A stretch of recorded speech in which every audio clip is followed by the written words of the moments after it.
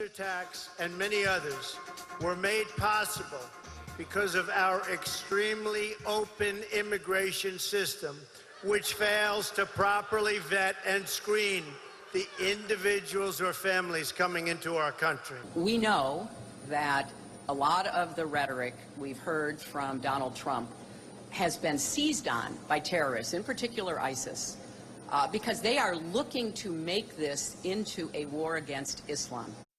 And the big shocker of the week, or one of them, look at this. President George H.W. Bush telling Maryland Democratic Kathleen Kennedy Townsend that he's voting for Hillary Clinton. Some sources who were at the Bush compound in Kennebunkport, Maine, said they were disappointed that Townsend had publicly shared this private conversation that she had had with President Bush. I don't think it means anything. I think that the Bushes, the public understands that Jeb Bush has a grudge against the way, feeling that he was mistreated during the debates. What does Jeb have to do with well, and Trump attacked Bush's Iraq policy and so forth. So I think the public understands why the father is not going to vote for him. Okay, plus they're like brothers and sisters. You know, the Clintons and the Bushes are like best friends. They are. And I think the public knows that. Yeah, remember when we were going into the South Carolina primary and they said, "Oh, Trump's in trouble now because people in South Carolina, the military, love George Bush, you know." Plus, George came down and campaigned. Exactly. That's the only place he did campaign and for. he burned them. He totally killed them. Listen, the Bushes were discredited in this campaign. And you know what? Listen, I'm tired of all this. George H.W. Bush, you know, he's such a nice man. He ran the CIA, Richard, for crying out loud. I never saw a director of a CIA who wasn't a liar. I don't care who he endorses. I'm sick of it. I'm sick of this being nice to this guy. But listen, in terms following up from the last segment there with the commander-in-chief, listen, 50 Republican national security experts all signed that open letter calling Donald Trump. He would be the most reckless president in American history. Chris, there's no way all 50 of those Republican experts are wrong. For a man who says he knows more about this stuff than the generals, that's outrageous. And there's going to be a lot of Americans who are paying attention for the first time Monday night who see this guy for what he is, a first-class fraud. Here's the problem, though, with that. The public doesn't care about what the generals think. They don't care the who's endorsing do the care. No, There's a lot of undecided. This is what is going on. This is what is. Wait a minute. This is what's going on. Every time there's another terrorist attack in this country, people do not feel safe.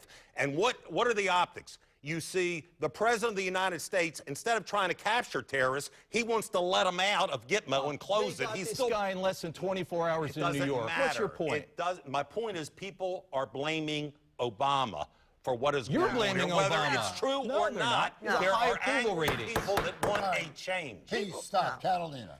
People are not blaming Obama. Trump and the Republican Party that allowed themselves to be co-opted by the Tea Party and get away from their own values. I was raised in the Republican Party. I know that this is not the values I was raised with. These are not the values I teach my children. Trump is a liar. He says things that are untrue. Nobody fact checks. And Hillary's not a liar? I didn't say that she wasn't. Okay. But we were talking about Trump because you seem to think that the public doesn't care about lies. As a matter of fact, I do. We raise our children with integrity. We teach them to tell the truth. And there's a chance we're going to elect somebody who's the exact opposite of all of the values that we teach our children. Secretary Clinton has legitimacy, and legitimacy breeds trust. And that's what a lot of undecided voters are going to see Monday night. She breeds trust? Yes, she does. On these people trust on the qualification issues, yes. Of course they both have character issues. The one that left the White House broke? Of course they both have Everybody character trusts issues. her? But when you're picking the best cure for a problem, she presents the best remedy.